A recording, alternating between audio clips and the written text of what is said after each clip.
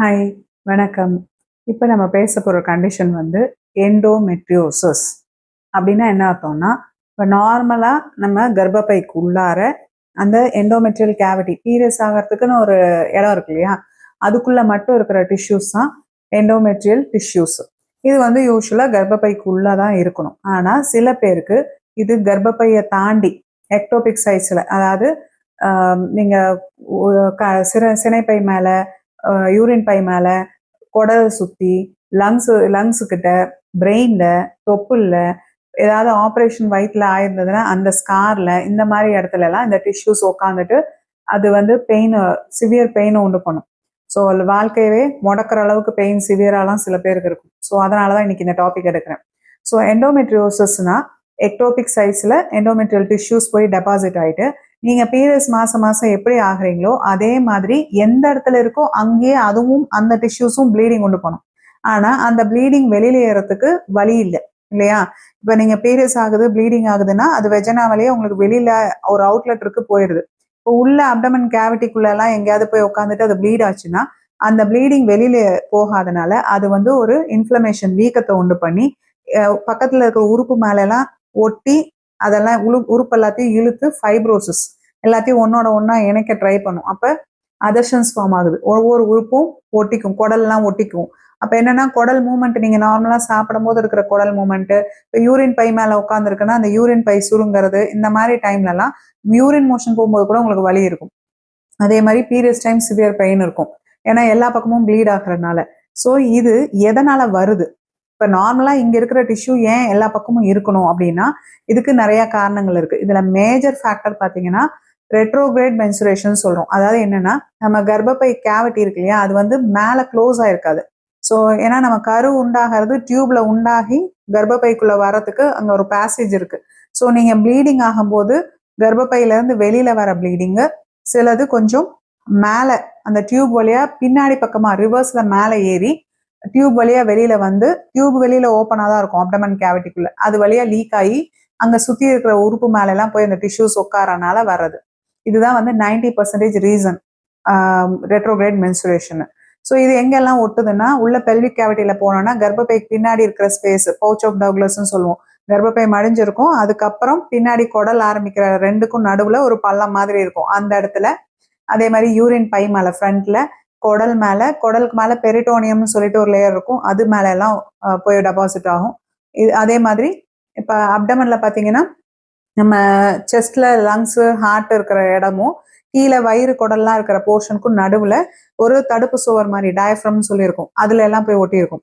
So இந்த உறுப்புகள் எல்லாம் போய் அது அது எங்கெங்க சான்ஸ் கிடைக்குதோ அங்கெல்லாம் டெபாசிட் ஆகும். இது வந்து ரெட்ரோகிரேட் மென்சுரேஷன். அடுத்த காரணம் பார்த்தீங்கன்னா ஜெனட்டிக் ப்ரீடிஸ்பொசிஷன். ஏன்னா இந்த ரெட்ரோகிரேட் மென்சுரேஷன் வந்து 90% லேடிஸ்க்கு நடக்கும். பட் ஆனால் எண்டோமெட்ரியோசிஸ் 10% பாப்புலேஷன்ல தான் இருக்கும். அப்போ மீதி 90%க்கு ஏன் வரல அப்படின்னா அவங்களுக்கு அந்த ஜெனட்டிக் ப்ரீடிஸ்பொசிஷன் இல்லை.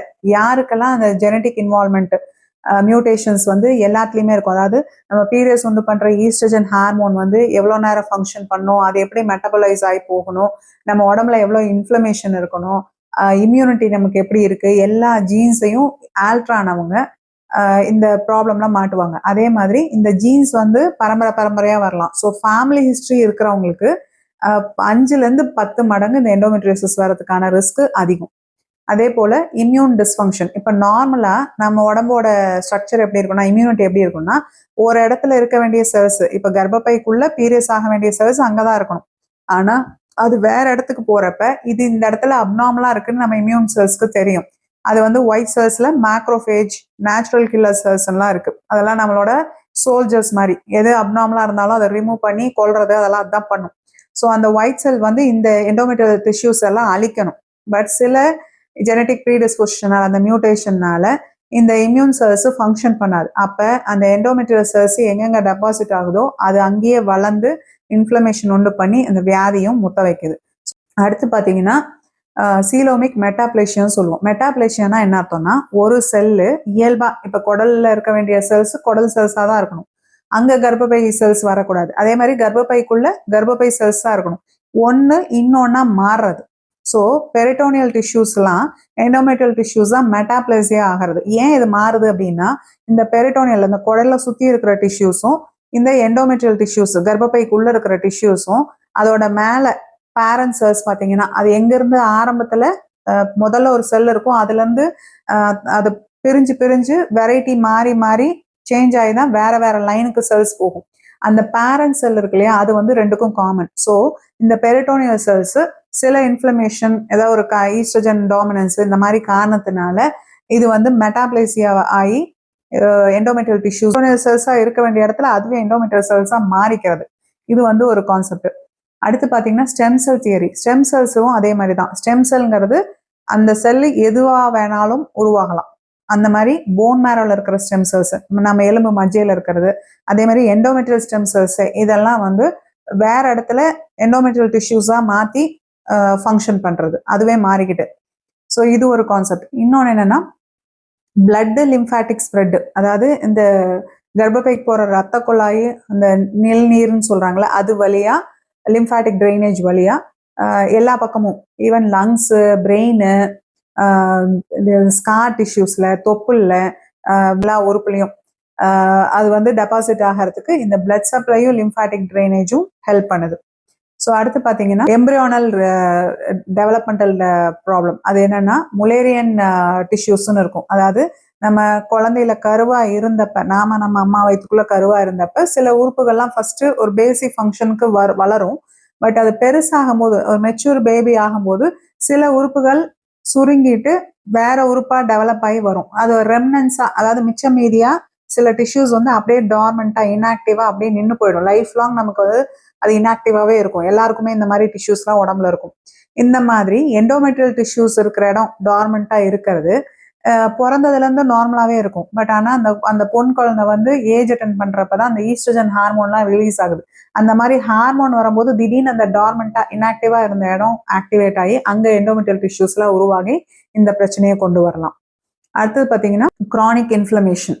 ஸோ வந்து கிரானிக் இன்ஃப்ளமேஷன்ல என்ன ஆகும்னா, ஏற்கனவே இந்த எண்டோமெட்ரியல் டிஷ்யூஸ்லாம் இருந்து ப்ளீடிங் ஆனதுல திரும்ப திரும்ப அது இம்யூன் சிஸ்டம் வந்து கிளியர் பண்ணாதப்ப, இப்போ எண்டோமெட்ரியல் டிஷ்யூஸ் ரெட்ரோகிரேட் மென்ஸ்ட்ரேஷன்ல எங்கேயோ ஒன்று போய் டெபாசிட் ஆகுது, அடுத்த பீரியட்ஸ்ல ப்ளீடிங்கே ஆகுதுன்னா அதை ரிமூவ் பண்ணி அந்த இடத்த கிளியர் பண்ற ஒயிட் பிளட் செல்ஸ் அதை சரியா பண்ணாதப்ப அந்த இடத்துல வந்து அந்த பிளட் தேங்கிறதுனால ஒரு இன்ஃப்ளமேஷன் வருது, ஒரு ஃபைப்ரோசிஸ் வருது, அது ஒரு அதர்ஷன், பெயின் அதெல்லாம் உருவாக்குது. ஸோ இந்த பிரச்சனையை வந்து இந்த கிரானிக்கா இன்ஃப்ளமேஷனே இன்னும் அதிகப்படுத்துது, ஃபேவர் பண்ணுது, இன்னும் அதிகமா இந்த எண்டோமெட்ரியோசிஸ் பரவறதுக்கு. அப்புறம் பார்த்தீங்கன்னா ஹார்மோனல் இம்பேலன்ஸ். யூஸ்வலாகவே ஈஸ்ட்ரஜனும் ப்ரொஜெஸ்ட்ரானும் நமக்கு வந்து நல்லா பேலன்ஸ்ல இருக்கும். ஆனால் சில பேருக்கு இந்த ஈஸ்ட்ரஜன் டாமினண்டா இருக்கும், ப்ரொஜெஸ்ட்ரான் ரெசிஸ்டன்ஸ் இருக்கும்.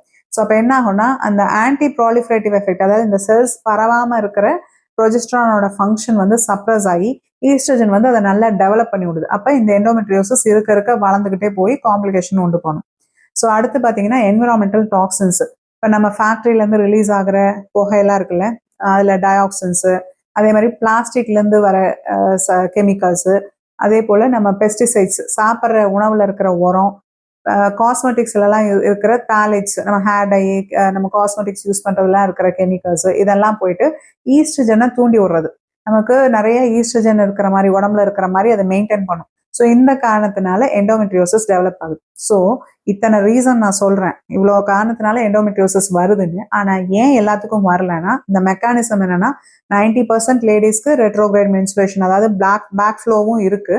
ஆனா அது வந்து ஒரு 10% பேர் தான் அஃபெக்ட் பண்ணுது. அதுக்கு மெயினா அவங்களோட ஜீன் அந்த மாதிரி அஃபெக்ட் ஆகிற மாதிரி அவங்களுக்கு ஜெனட்டிக் ப்ரீடிஸ்பொசிஷன் இருக்கு, இம்யூன் டிஸ்ஃபங்க்ஷன் இருக்கு, ஈஸ்ட்ரஜன் ஓவர் ஆக்டிவிட்டி இருக்கு அவங்களுக்கு, அவங்க உடம்போட தன்மை அந்த மாதிரி.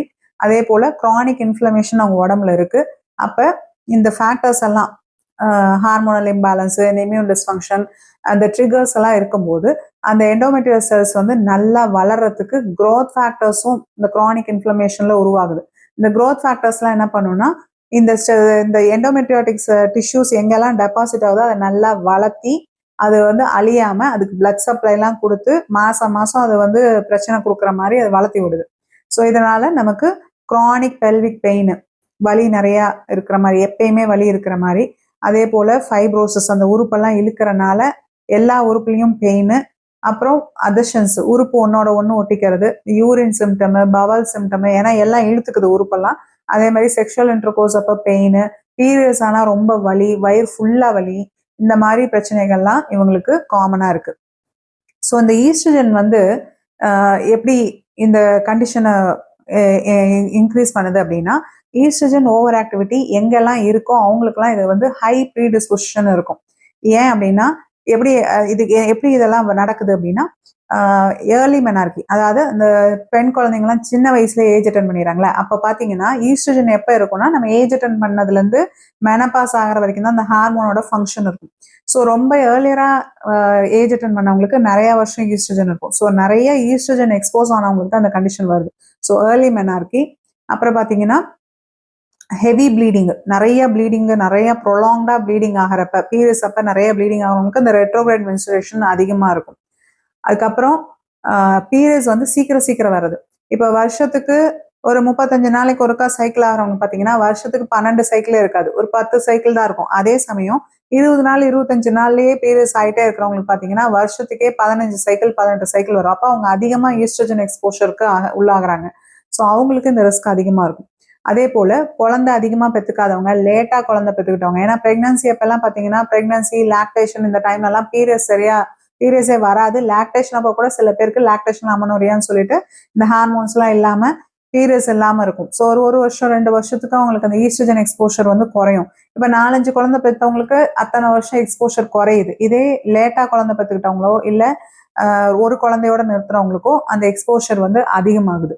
ஸோ இந்த மாதிரி ஃபேக்டர்ஸ்னால, இந்த ஈஸ்ட்ரஜன் இம்பேலன்ஸ்னால க்ரானிக் பெயின், அந்த ஈஸ்ட்ரஜனோட டாமினன்ஸில் இந்த எண்டோமெட்ரியோசிஸ் நல்லா ப்ரொமோட் ஆகி இன்ஃப்ளமேஷனு, ஆன்ஜியோஜெனிசிஸ் புதுசாக நல்லா வளர்றது. அதாவது இது என்ன பண்ணுதுன்னா அந்த டெபாசிட்டான எண்டோமெட்ரியோட்டிக் டிஷ்யூஸ் நல்லா வளர்றதுக்கான ஃபேவரபிள் கண்டிஷன்ஸ் எல்லாத்தையும் உருவாக்கி கொடுக்குது. அதை அழிக்க முடியாத மாதிரி பண்ணுது.